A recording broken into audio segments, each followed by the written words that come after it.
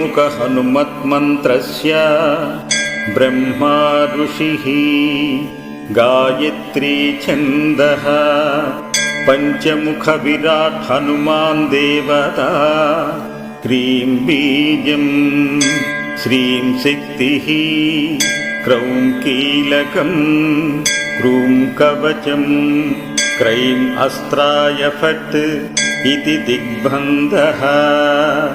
श्रीगरुड उवाच अदध्यानं प्रवक्ष्यामि शृणु सर्वाङ्गसुन्दरी यत्कृतं देवदेवेन ध्यानं हनुमतः प्रियम्।